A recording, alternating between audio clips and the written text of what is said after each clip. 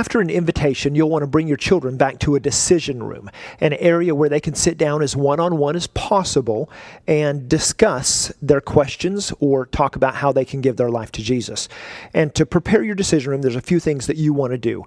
One, you want to have people who are ready and trained in knowing how to lead children or people of all ages to Christ. You want to set them up to where the chairs are facing across from each other. Many times we'll set up 3 chairs.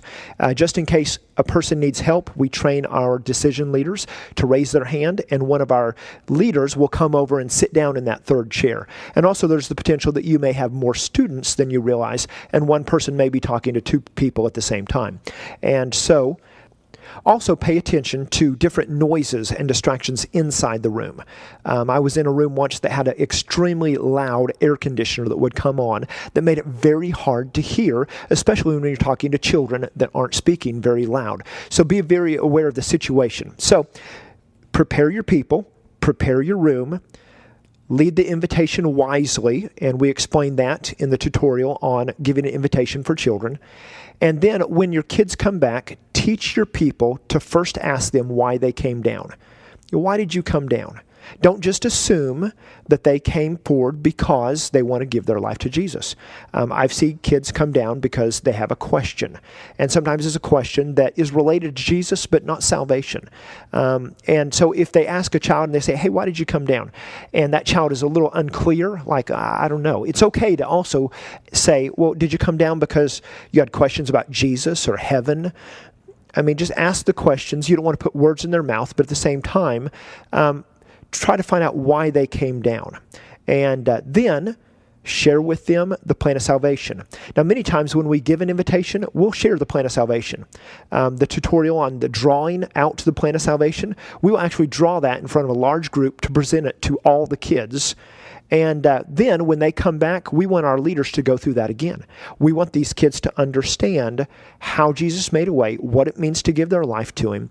And of course, they're dealing one-on-one because we want to make sure that this child's ready to give their life to Christ. We also teach our people that if there's a child who knows they've done wrong things and they say they're ready to give their life to Jesus, that leader should go ahead and lead them to the Lord unless there's a nudge from the Holy Spirit in their heart that says, don't go any further. And I can say in all my years of ministry, there's been 2 instances where that happened to me, where I was talking to a child and they were giving me all the right answers. But when it came time to actually say, would you like to give your life to Jesus? In my heart, God said, do not do that. And instead, I would say, you know, there's going to be a time in your life where you're going to really be thinking about Jesus and the wrong things you've done and heaven.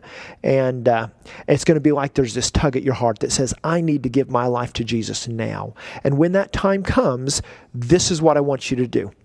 I want you, wherever you are, you don't have to be at church, but I want you to pray and tell Jesus you're sorry for the wrong things you've done, and ask him to come into your life and to save you, to be the boss of your life. Because the moment you do that, that's when you'll be saved. And then I didn't go any further except to leave them understanding what they need to do when that time is right. Now, why God did that in those 2 situations, I have no idea. But all I know is in that moment, I could not go forward because I had such a huge red light saying, don't do this. And so we train our people to listen to the Holy Spirit, to be well trained, but to follow God's guidance as well. Now, after they talk to a student, no matter if they pray to receive Christ or they don't, we have them bring that student to another trained leader.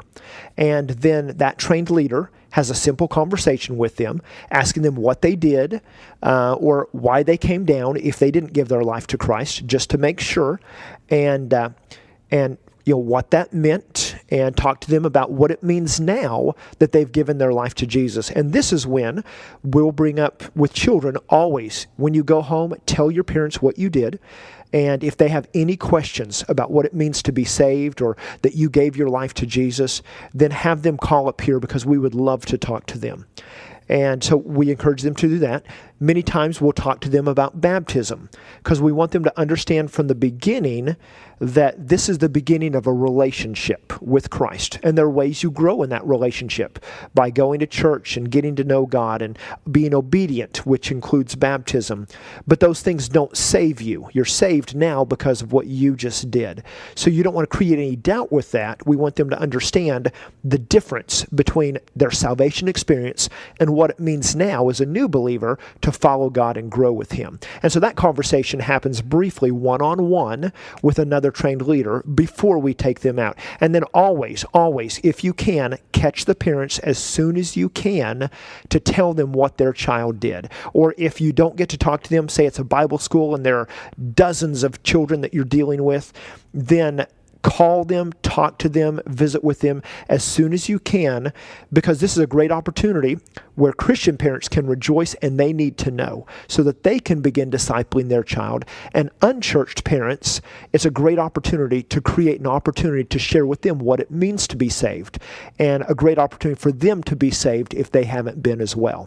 And so here's some tips for you to lead a decision room. So set it up. Prepare your people, prepare your room, and then do everything you can to help your kids know and grow with Jesus Christ. There's also one last thing you want to do in that decision room. You want to make sure you get that child's information, their name, their address, phone number, and some kids won't know that.